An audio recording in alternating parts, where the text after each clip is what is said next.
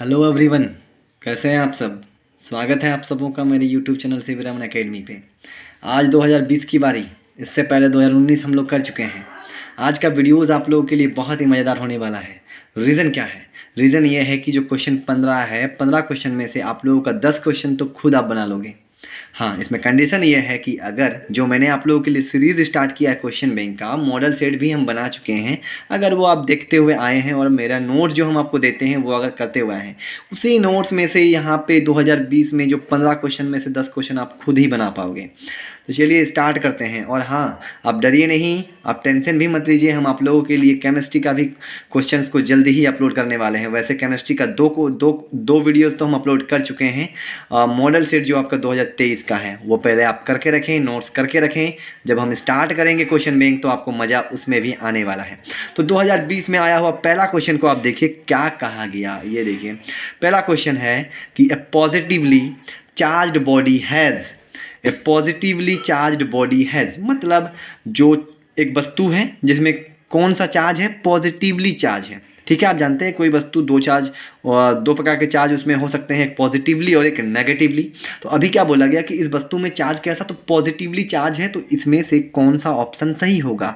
Access of electron मतलब electron ज़्यादा होंगे, एक्सेस मतलब ज़्यादा। एक्सेस ऑफ प्रोटॉन, प्रोटॉन ज़्यादा होगा। डेफिसिट ऑफ इलेक्ट्रॉन यानी इलेक्ट्रॉन कम होंगे, और डेफिसिट ऑफ प्रोटॉन। तो सबसे पहली बात तो हम ये बोलेंगे कि कोई भी वस्तु रहे, चाहे मेरा ये पेन ही क्यों ना हो, अगर हम इस पेन में अभी हम टोटल चार्ज देखने जाएंगे, इस बॉडी में कोई भी बॉडी हो सकता है, आपका ये पेपर हो सकता है, आपका मोबाइल फ़ोन, कुछ भी बॉडी जो भी आप देखते हो, उसमें अगर हम टोटल चार्ज को कैलकुलेट करने जाएंगे तो वो होगा ज़ीरो। रीज़न क्या है कि किसी बॉडी में चार्ज आने का रीज़न होता है उसके अंदर में मौजूद इलेक्ट्रॉन और प्रोटॉन। और हमको ये पता है कि किसी भी वस्तु में जितने इलेक्ट्रॉन होते हैं उतने ही प्रोटॉन होते हैं, यानी इलेक्ट्रॉन पे नेगेटिव तो प्रोटॉन पे पॉजिटिव, तो जितने नेगेटिव होंगे उतने ही पॉजिटिव होंगे। अगर हम उसको जोड़ देंगे तो आएगा आपका ज़ीरो।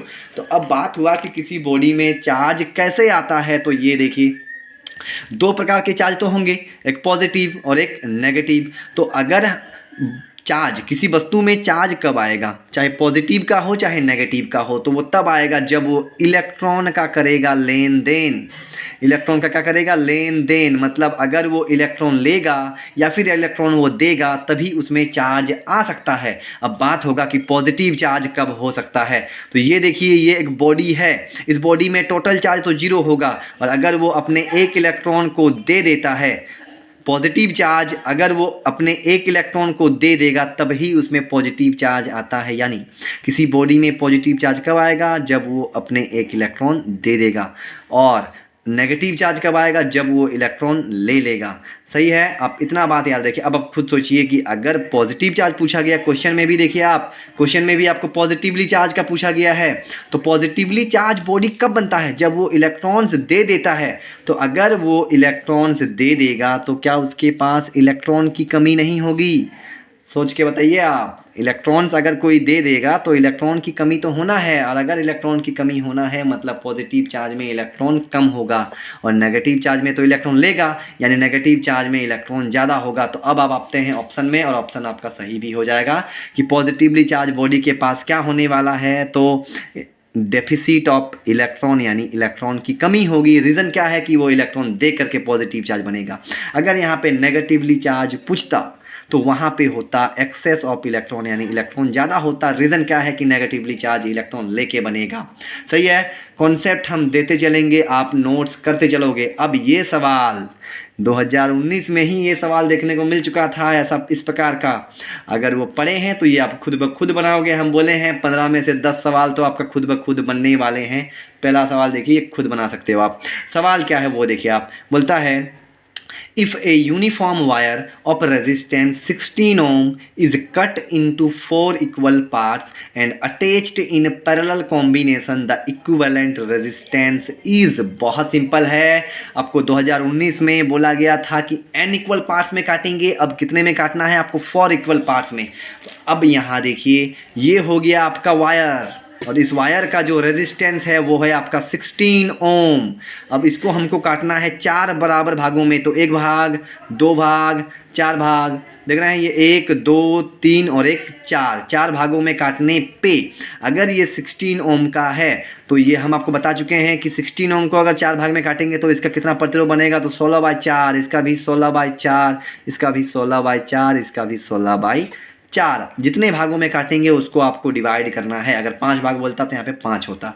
अब 16 को 4 से काटेंगे तो ये होने वाला आपको 4 ओम, ये भी होगा 4 ओम, ये भी होने वाला 4 ओम, ये भी होगा 4 ओम। सोच ही सकते हैं 4 4 8 4 12 और 4 में 16 जो है भी। अब बोला गया कि काटने के बाद सभी को किस में जोड़ना है, पैरेलल में, और आपको निकालना है इक्विवेलेंट। तो पैरेलल में आर इक्विवेलेंट का फॉर्मूला क्या होगा, तो 1/r equivalent equals to 1/r1 plus 1/r2 plus 1/r3 plus 1/r4। 4 काटना है। अब आप सोचिए R1 का मान कितना है, तो 4 ओम, तो ये होगा 1/4, ये भी होगा 1/4, R2 भी 1/4, R3 भी होगा 1/4 और R4 भी 1/4। अगर हम इसको एलसीएम करने जाएंगे तो नीचे आएगा 4, ऊपर में कौन ऐड होगा, 1 1 1 1, मतलब 1 प्लस 1 प्लस 1 प्लस 1 यानी 4/4 और 4/4 यानी 1 ओम। कितने ओम, 1 ओम। या फिर अगर आप कंफ्यूज नहीं होना है, 4/4 को क्या हम लिख सकते हैं, 1/1, 1/1। अब यहाँ पे क्या निकल चुका है, 1/r इक्विवेलेंट, मतलब आपका 1/r इक्विवेलेंट आ गया 1/1। आप इसको ऊपर नीचे कर दीजिए, इसको ऊपर नीचे करेंगे तो ये बनेगा r इक्विवेलेंट, इसको भी आप ऊपर नीचे करें तो 1/1 ही आएगा, और इसको काटोगे तो 1 ओम ही आने वाला है। सही आंसर क्या होगा इसका, 1 ओम। क्या आप ये नहीं सकते, क्या हम आपको ये नहीं बताए थे, बता चुके हैं 2019 में, मतलब ये आपका सही आंसर होने वाला है। इसमें 1 ओम या आप खुद सक जाते अगर आप मेरे को देख रहे हैं तो जो भी हम नोट्स देंगे वो बेकार का कभी नहीं होगा, आप ज़रूर पढ़ोगे। अब ये सवाल तो कितना बार बता चुके हैं, मॉडल सेट में भी आपको आ चुका है, नोट्स भी हम आपको दे चुके हैं इसके ऊपर। देखिए सवाल क्या बोलता है कि Kirchhoff's point rule is a direct consequence of law of conservation of. Point rule, Kirchhoff's का पॉइंट रूल को हम किरचॉफ्स का फर्स्ट लॉ बोलते हैं। किरचॉफ्स का 2 रूल दिया गया है, एक फर्स्ट और एक सेकेंड। पहला रूल करंट के ऊपर, दूसरा रूल वोल्टेज के ऊपर। सब कुछ नोट्स आपको मिल चुका है, आप देरी किस बात की, आप जाके देखें। और ये डायरेक्ट आपका बनने वाला, तो जो पढ़ चुके हैं कि किरचॉफ्स का पहला नियम कौन से नियम पे कौन से नियम का कॉन्सिक्वेंस होता है, तो वो होता है चार्ज का। सही है। और अगर यहाँ पे बोलता किरचॉफ्स सेकेंड रूल, ये तो पॉइंट रूल है यानी फर्स्ट रूल है ये वाला, अगर सेकेंड रूल बोलता तो वो एनर्जी होता। अभी यहाँ कौन पूछा, पॉइंट रूल। किरचॉफ्स के सेकेंड रूल को हम किरचॉफ्स लूप रूल या किरचॉफ्स वोल्टेज रूल या फिर KVL के नाम से भी जानते हैं। सब कुछ बता चुके हैं, आप नोट जाके जरूर देखें। ये सवाल देखिए, अब हम आपको ये सवाल नहीं आपको बताए हैं तो इसके ऊपर हम आपको नोट जरूर देंगे। क्या बोला जा रहा है, 2 long parallel wires each carrying a current of 1 ampere in the same direction are placed 1 meter apart. The force of attraction between them is। 2 आपका वायर है और दोनों वायर पैरेलल है और दोनों वायर में करंट चल रहा है 1 एम्पियर करके और दोनों वायर को रखा गया है 1 मीटर की दूरी पर। तो जो बल लगेगा आकर्षण वाला वो कितना होगा उन दोनों के बीच में। तो सबसे पहले तो आपको बताएं कि बल का मात्रक क्या होता है, न्यूटन। बल का मात्रक क्या होता है, न्यूटन। अब ऑप्शन देखिए, न्यूटन पर मीटर, न्यूटन पर मीटर, न्यूटन पर मीटर, न्यूटन पर मीटर। ये क्या हो गया, अगर आपको बल ही निकालना था तो बल तो न्यूटन में निकलता, न्यूटन पर मीटर का क्या मतलब बनता। तो चिंता ना करें, हम आपको समझा रहे हैं। आप यहाँ देखिए, ये देखिए सवाल, ये आपका सॉल्यूशन। ये एक वायर, दोनों वायर पे करंट कितना करके जा रहा है, 1 एम्पियर। 1 एम्पियर दोनों के बीच का दूरी हो गया 1 मीटर करके। अब आपको बता दें कि जब हम ऐसे रखते हैं, पहले एक नोट्स इसमें बता दें हम कि करंट इसमें कैसा चल रहा, सेम डायरेक्शन। अगर करंट सेम डायरेक्शन में जाएगा तो वहाँ पे जो बल लगेगा वो लगेगा अट्रैक्शन का, मतलब आकर्षण करेगा, अट्रैक्शन। और अगर अपोजिट होगा, मतलब एक करंट इधर और एक करंट नीचे की ओर, तब होगा रिपल्सन का। ये पूछा जा चुका है, मतलब ये नोट्स मिल गया आपको कि सेम डायरेक्शन में अगर करंट चल जाए तो अट्रैक्शन, अपोजिट हो जाए तो रिपल्सन, याद जरूर रखना। अब बताते हैं कि इन दोनों में बल का फॉर्मूला क्या होता है। तो जो बल इन वायर में लगता है उसका फॉर्मूला होता है, आपको बता दें, ये प्रूव करने के लिए 2019 में आपको 3 मार्क्स में आ चुका था, तो आप प्रूव भी जरूर पढ़ोगे कि ये कैसे आता है। वैसे फोर्स का जो लगेगा उसका जो मैग्नीट्यूड होगा, मैग्नीट्यूड हम बोल रहे हैं ना, मैग्नीट्यूड जो होगा वो होगा μ0/2π I1 I2/d इंटू एल। कौन क्या चीज़ है सब बताते हैं। यहाँ पे देखिए म्यू नॉट को हम पढ़ते हैं परमिएबिलिटी ऑफ फ्री स्पेस, उसी प्रकार से हम एप्सिलॉन नॉट को पढ़ते थे, याद है। और एप्सिलॉन नॉट को हम क्या पढ़ते थे, तो permittivity of free space value भी पूछा जाता है 8.854 इंटू 10⁻12।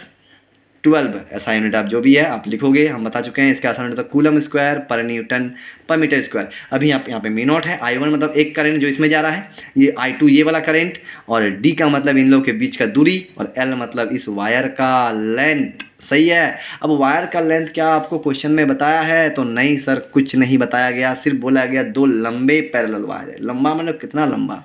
तो अब सोचिए आपको ऑप्शन अगर देखने को मिले तो वो दिया हुआ है न्यूटन पर मीटर। न्यूटन पर मीटर ऑप्शन किस में दिया हुआ है, न्यूटन पर मीटर। अब न्यूटन किसका होता है, बल का। पर मीटर मतलब पर नीचे आएगा, पर समझ रहे -1 है नीचे आएगा। मीटर किसका होता है, लेंथ का। मतलब जो ऑप्शन दिया है वो दिया है फोर्स पर यूनिट लेंथ। निकालने क्या बोला गया है, सिर्फ और सिर्फ बोला गया फोर्स निकालो, और ऑप्शन में दिया हुआ है फोर्स पर यूनिट लेंथ, है ना। तो हम लोग भी ऑप्शन के हिसाब से फोर्स पर यूनिट लेंथ निकाल लेते हैं। चलो यहाँ पे देखो, अब यहाँ पे आते हैं। अब एक बात बताएंगे, म्यू नॉट का वैल्यू जो होता है, हम लिख रहे हैं म्यू नॉट का वैल्यू भी पूछा जाता है। इसका वैल्यू होता है 4 pi into 10⁻⁻7। 4 pi into 10⁻⁻7। Mu naught का वैल्यू 2 पाई का 2 पाई I1 कितना जा रहा है 1 करके, 1 एम्पियर दिख रहा है 1 एम्पियर। I2 भी कितना है, तो 1 एम्पियर। तो चलिए 1 एम्पियर बाई D कितना है, डिस्टेंस कितना बीच में रखा गया 1 मीटर, यानी यहाँ पर भी 1 आएगा। और L के बारे में कुछ नहीं पता तो L को रहने देते हैं। चलिए क्या यहाँ से 2 पाई से ये कट जाएगा तो ये बन जाएगा 2। क्या L इधर मल्टीपल में है, इधर आएगा तो डिवाइड होगा क्या, तो हो सकता है। तो ये हम कर देंगे F/L, ये आएगा आपको 2, ऊपर में 2 बचा है, फिर साथ में 2 इंटू 10⁻⁻7। यूनिट क्या होगा, फोर्स के लिए न्यूटन, और नीचे L है यानी न्यूटन पर मीटर, है ना। तो हम लोगों को क्वेश्चन में बोला गया फोर्स निकालना, ऑप्शन दिया गया है आपको न्यूटन पर मीटर में, तो ये आंसर सही होगा। ठीक है। अब याद रखना, सेम डायरेक्शन में अट्रैक्शन, ऑपोजिट डायरेक्शन में रिपल्सन। करंट अगर ऑपोजिट हो जाए तो यहाँ पे अभी ऑप्शन होगा 2 इंटू 10⁻⁻7। कहाँ पे है वो, तो वो आपको देखने को मिलेगा ऑप्शन नंबर ए। देख रहे हैं थोड़ा थोड़ा मिस्टेक कर देता क्वेश्चन में, आपको देख के तो समझना पड़ेगा, और नहीं समझ में आता तो हम है ना चिंता क्या कर रहे हैं। चलिए नेक्स्ट सवाल आते हैं। ये तो आपको बता दिए हैं, कितना बार नोट दे चुके हैं, ये आप खुद सकोगे। पढ़ने वाले बच्चे वोटिंग लगाइए यहाँ पे, क्या आप नहीं सकेंगे, ये सकेंगे कैसे वो देखिए। क्या क्वेश्चन पूछा है, the phase difference between current end voltage in an AC circuit containing resistance only. 2019 में किसके बारे में बोला था, इंडक्टेंस ओनली। अब अगर रेजिस्टेंस रखते हैं ऐसी सर्किट में, सिर्फ और सिर्फ रेजिस्टेंस, तो करेंट और वोल्टेज के बीच में फेज डिफरेंस होता है 0 का, तो इसका ऑप्शन होगा सही। अगर इंडक्टेंस बोलेगा तो 90, जो को कब पूछा था 2019 में। कैपेसिटेंस पूछेगा तब भी 90। ठीक है, ये मॉडल सेट में था। चलिए नेक्स्ट सवाल क्या है, electromagnetic wave can be deflected by. सबसे पहले तो इलेक्ट्रोमैग्नेटिक वेव जो होते हैं उसमें electric field E, magnetic field B, और वेव अगर चलेगा इस प्रकार से, मान लीजिए ये इलेक्ट्रिक फील्ड है E, ये मैग्नेटिक फील्ड है B, सब कुछ आपस में क्या होते हैं, परपेंडिकुलर होते हैं। मतलब इलेक्ट्रिक फील्ड, मैग्नेटिक फील्ड और वेव का चलने का दिशा सब कुछ आपस में परपेंडिकुलर होते हैं। और हमको पूछा गया कि इसमें से कौन उसको डिफ्लेक्ट करेगा। मतलब अगर वेव ऐसे चल रहा है और मान लीजिए यहाँ पे कुछ फील्ड है, इलेक्ट्रिक फील्ड या मैग्नेटिक फील्ड, तो क्या उसको वो डिफ्लेक्ट करेगा, क्या मतलब उसका रास्ता मोड़ देगा। तो उसका आंसर आपको बता दें कि इलेक्ट्रोमैग्नेटिक वेव डिफ्लेक्ट नहीं होता है, ना इलेक्ट्रिक फील्ड से ना मैग्नेटिक फील्ड से, किसी से भी नहीं डिफ्लेक्ट होगा। ग्रेविटेशनल फील्ड से डिफ्लेक्ट होता है, लेकिन ऑप्शन में तो है ही नहीं, तो इसका आंसर होने वाला है नॉन ऑफ दीज। नेक्स्ट सवाल, इफ द रिफ्रैक्टिव इंडेक्स, जिसको हम अपवर्तनांक बोलते हैं, refractive index of water and glass, दो चीज का अपवर्तनांक दिया हुआ है, एक पानी का और एक ग्लास का, कितना करके 4/3 मतलब 4/3 and 3/2 respectively. The refractive index of glass with respect to water, दो का रिफ्रैक्टिव इंडेक्स दिया हुआ है, वाटर का दिया हुआ 4/3 और ग्लास का दिया हुआ 3/2। अब हमको अपवर्तनांक चाहिए ग्लास का, लेकिन किसके सापेक्ष में, किसके रेस्पेक्ट में, तो पानी के रेस्पेक्ट में, वाटर के रेस्पेक्ट में। चलिए यहाँ देखिए आप कैसे बनाओगे आप इसको, तो ये रहा। सबसे पहले रिफ्रैक्टिव इंडेक्स अपवर्तनांक को हम डिनोट करते हैं म्यू से, बहुत टीचर इसको एन से भी डिनोट करते हैं, कन्फ्यूजन नहीं, आप म्यू लो आप एन लो, जो मतलब हम तो म्यू से पढ़ाते हैं तो म्यू ही लेंगे यहाँ पे। तो रिफ्रैक्टिव इंडेक्स को हम डिनोट करते हैं म्यू से। अब रिफ्रैक्टिव इंडेक्स हम लिख दिए म्यू डब्ल्यू, मतलब रिफ्रैक्टिव इंडेक्स ऑफ वाटर कितना दिया हुआ है 4/3, और ये म्यू जी का मतलब है रिफ्रैक्टिव इंडेक्स ऑफ ग्लास कितना दिया हुआ है 3/2। अब हमको चाहिए क्या, अब हमको चाहिए refractive index of glass with respect to water, यही तो सवाल है, refractive index of glass with respect to water, और हम इसको डिनोट करते हैं म्यू, मतलब रिफ्रैक्टिव इंडेक्स पहले किसका, ग्लास का, किसके रेस्पेक्ट में, तो वाटर के रेस्पेक्ट में। किसका निकालना है, ग्लास का, किसके रेस्पेक्ट में, वाटर के रेस्पेक्ट में। इसका फॉर्मूला क्या बनता है, आपको निकालना है ग्लास का, तो पहले आप रखोगे रिफ्रैक्टिव इंडेक्स ऑफ ग्लास किसके रेस्पेक्ट में, वाटर, मतलब नीचे आएगा म्यू डब्ल्यू। इतना सवाल। अब म्यू जी तो आपको दे दिया कितना है 3/2, अब बिठाइए यहाँ पे 3/2, और म्यू डब्ल्यू कितना है, तो वो है आपको 4/3, तो आप यहाँ बिठा दीजिए 4/3। ऊपर ले जाएंगे इसको, तो ये इसको हम ऐसे ले सकते हैं 3/2, ये ऊपर चल जाएगा तो ये लिखा आएगा 3/4, समझ रहे हैं, 3 ऊपर 4 नीचे, 3 कितना आएगा तो 9, 2 और 4 में कितना आएगा तो 8, ये रहा इसका आंसर 9/8। कहाँ है वो 9/8, ये रहा 9/8। ठीक है, नेक्स्ट सवाल। If the focal length of objective lens of N astronomical telescope is 20 centimetre and the length of it is 25 centimetre, the magnification of the telescope for normal adjustment. हम आपको पहले ही बता चुके हैं कि मैग्निफिकेशन भी आपको पूछ सकता है, 2019 में आपको लेंथ पूछा था, इस बार क्या पूछा है मैग्निफिकेशन। लेकिन हाँ, टेलीस्कोप में 2 लेंस होते हैं, एक ऑब्जेक्टिव और एक आई पीस। तो यहाँ पे आपको ऑब्जेक्टिव का फोकल लेंथ दे दिया है, कितना है, ऑब्जेक्टिव का 20 है, और टेलीस्कोप का लेंथ दिया है 25, और हमको निकालना है मैग्निफिकेशन। तो आपको तो फॉर्मूला हम बता चुके हैं कि टेलीस्कोप का जो मैग्निफिकेशन निकालने का फॉर्मूला होता है नॉर्मल एडजस्टमेंट में, वो होता है m, हम डिनोट करते हैं मैग्निफिकेशन को m से, आवर्धन बोलते हैं हम इसको, वो होता है FO/FE।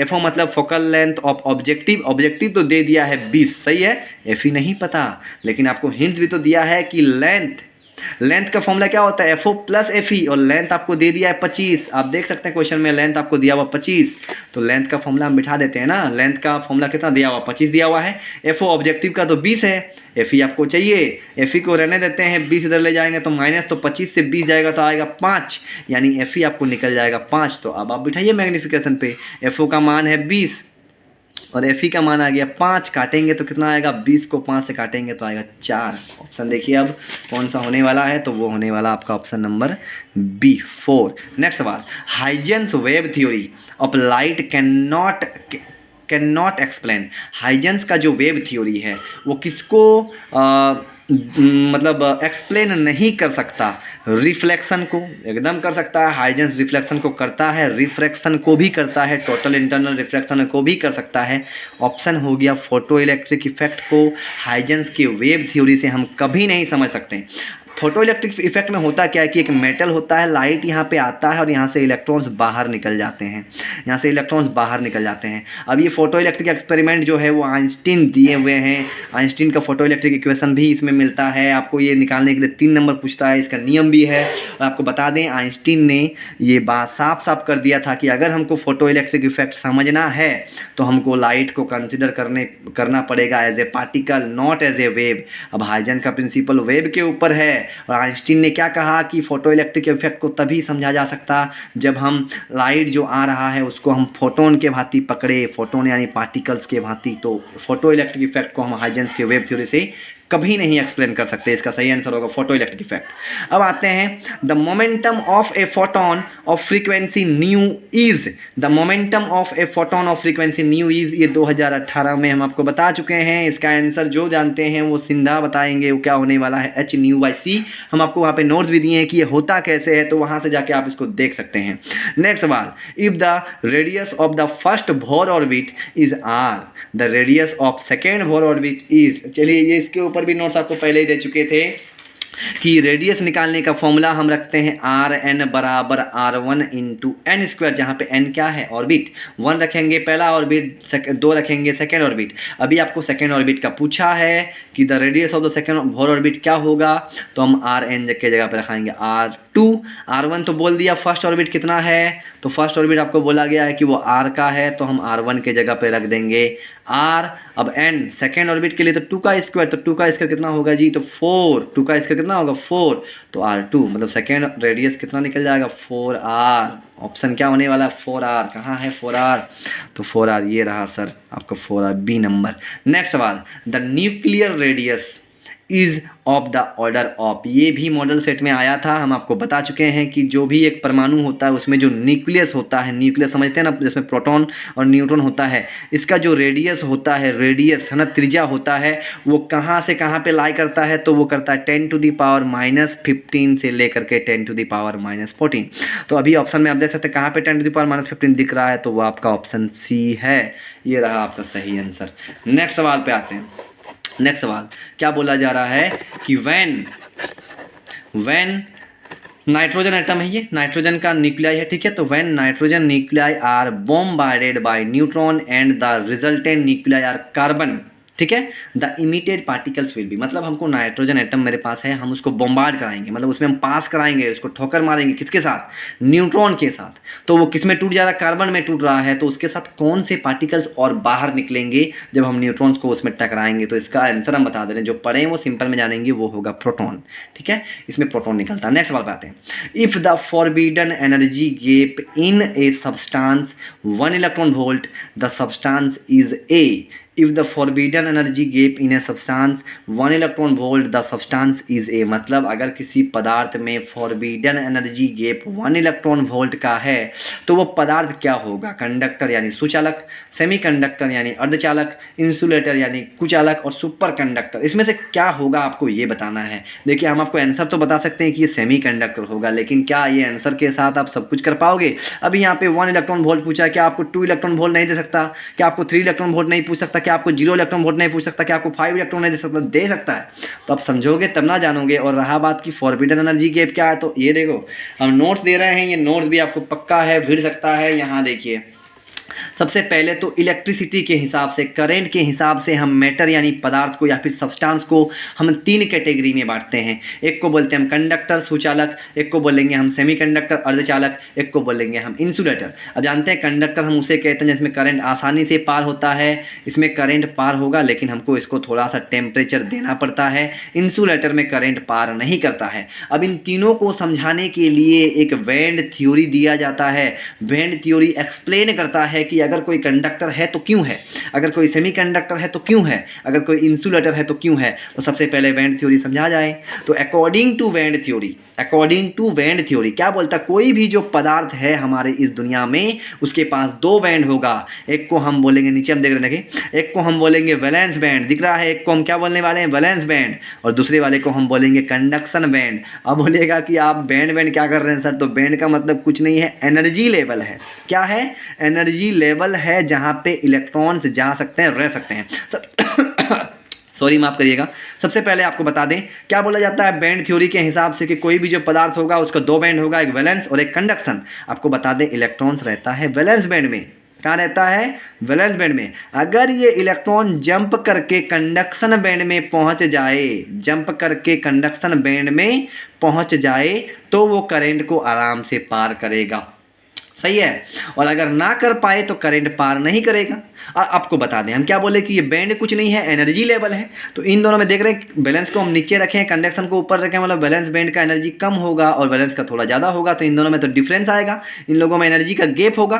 तो इसी एनर्जी गैप को हम बोलते हैं फॉरबिडन एनर्जी गैप। मतलब कितना एनर्जी गैप है किसके बीच, बैलेंस और कंडक्शन के बीच। तो आपको अब देखिए, अब इसी एनर्जी गैप के हिसाब से हम लोग का कंडक्टर, इंसुलेटर और सेमीकंडक्टर को निर्धारित करते हैं। सबसे पहले कंडक्टर में ओवरलैपिंग एनर्जी होता है। ओवरलैपिंग एनर्जी मतलब कोई एनर्जी गैप नहीं, मतलब कंडक्शन बैंड और वैलेंस बैंड में एनर्जी गैप होता ही नहीं है। अगर एनर्जी गैप होता ही नहीं है मतलब इलेक्ट्रॉन आराम से चल सकता है, इसीलिए तो वो करंट को पार करता है कंडक्टर।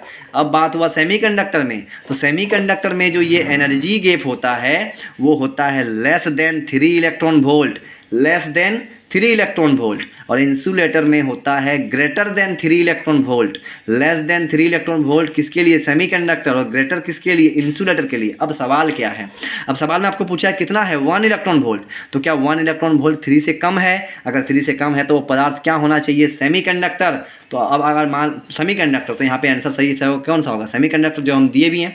अब आपको बताएं कि यहाँ पे अगर हम लिख देते हैं कि एक पदार्थ में एनर्जी गैप है 4 इलेक्ट्रॉन वोल्ट, तो वो क्या होगा, क्या वो कंडक्टर होगा नहीं, वहाँ पर एनर्जी गैप होता ही नहीं है। सेमीकंडक्टर होगा नहीं, उसमें तो 3 इलेक्ट्रॉन वोल्ट से लेस होना चाहिए। 4 दिया गया है मतलब वो 3 इलेक्ट्रॉन वोल्ट से ज़्यादा है, यानी वो क्या होना चाहिए, इंसुलेटर। समझ रहे हैं, मज़ा आया होगा इस नोट से आपको। चलिए अब नेक्स्ट सवाल पे बढ़ते हैं। नेक्स्ट सवाल क्या है, और ये लास्ट सवाल है। क्या बोले, ये सवाल कितना बार रिपीट हुआ है आप खुद देखिए कि in a semiconductor the electrical conductivity is due to. Semiconductor में कंडक्टिविटी किसके वजह से होता है, तो सेमीकंडक्टर दो होता है, एक एन और एक पी। एन में इलेक्ट्रॉन की वजह से और पी में पॉजिटिव होल्स के वजह से। तो इसका आंसर होने वाला C number, electrons and holes both. चलिए आपको बता दें कि ये तो हो गया ख़त्म 2020। जल्दी ही केमिस्ट्री आने वाला है, चिंता ना करें। हम बोले हैं, हम प्रॉमिस किए हैं, मतलब पक्का बोलेंगे। आप नोट्स के साथ चलिए, आपको देखिए कि आपको फ़ायदा होता है या नहीं होता है आपके 2023 के एग्ज़ाम में। और अगर मेरा वीडियोज़ आपको अच्छा लग रहा है तो ज़रूर आप इसको शेयर, कमेंट और लाइक ज़रूर करिएगा। ठीक है, मिलते हैं नेक्स्ट वीडियो पे।